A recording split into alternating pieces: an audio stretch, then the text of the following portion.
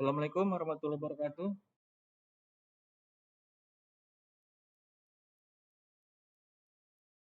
Selamat pagi semuanya. Gimana kabar? Sehat semua?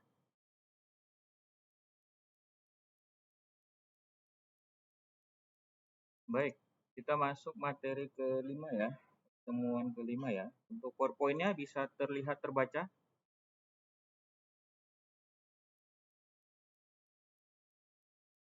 Oke, baik.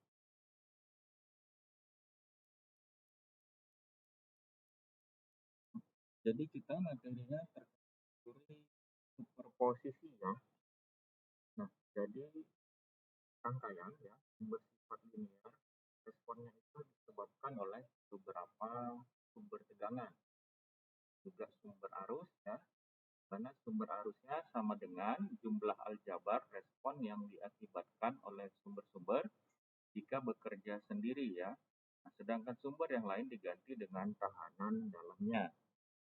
Superposisi dapat digunakan bila fungsi kontrolnya berada di luar jaringan yang mengandung sumber hingga pengontrol tidak berubah sumber bertindak pada suatu waktu ya.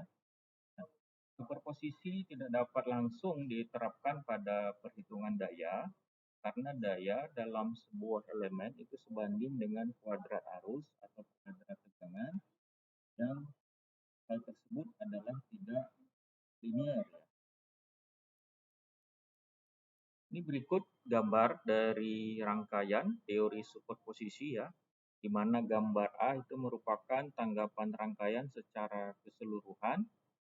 Sedangkan gambar B adalah tanggapan rangkaian berdasarkan sumber tegangan P1, kemudian C adalah tanggapan rangkaian berdasarkan sumber tegangan P2.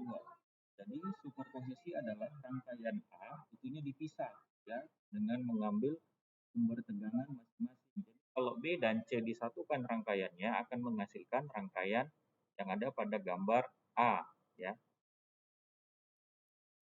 Nah, ini ada contoh ya, contoh latihan. Misalnya berapa arus ya dengan teorema superposisi. Berarti kita mencari arus yang mengalir pada rangkaian ini dengan menggunakan teorema superposisi ya.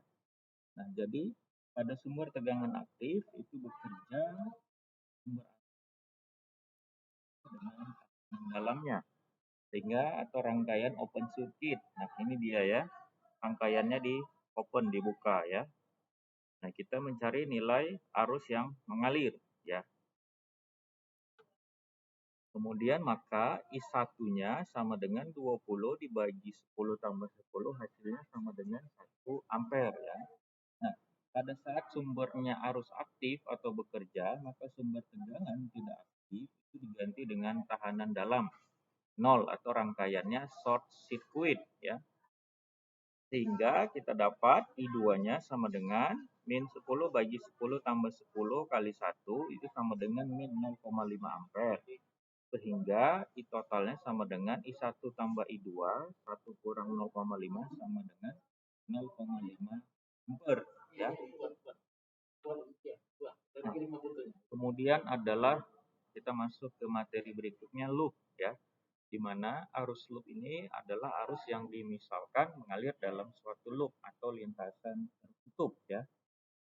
Pada analisis loop ini prinsipnya sama pada hukum Kirchhoff ya, hukum Kirchhoff 2, di mana jumlah tegangan pada satu lintasan tertutup sama dengan 0 atau arus merupakan parameter yang tidak diketahui. Nah, analisis ini diterapkan pada rangkaian sumber searah atau DC ya. Hal-hal yang perlu kita perhatikan pertama itu adalah satu, buatlah pada setiap loop arus asumsi yang melingkari loop, kemudian pengambilan arus loop terserah kita yang terpenting dalam satu lintasan tertutup. Nah, arah arus juga harus dapat searah satu sama lain atau berlawanan, baik searah jarum jam maupun berlawanan dengan arah jarum jam. Yang kedua, biasanya jumlah arus loop menunjukkan jumlah persamaan arus yang terjadi. Sedangkan ketiga, metode ini mudah jika sumber pencatunya adalah sumber tegangan. Keempat, Jumlah persamaan sama dengan jumlah cabang untuk jumlah junction ditambah 1. Nah, demikian materi kita terkait superposisi dan loop. Sampai sini ada yang mau ditanyakan? Silahkan diaktifkan videonya.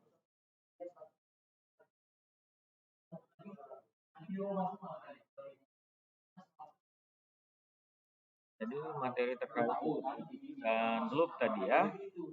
Gimana? Sudah paham? Atau ada yang mau ditanyakan di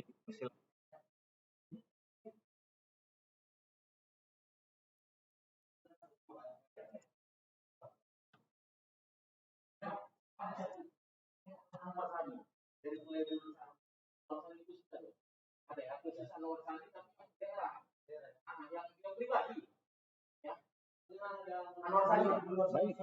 Gimana? Ada yang mau ditanyakan kembali? Kalau misalnya tidak ada, dapat kita sudahi pertemuan kita. Nanti kita dapat lanjutkan kembali ya untuk pertemuan yang materi ke-6 nanti jam 10.30 ya.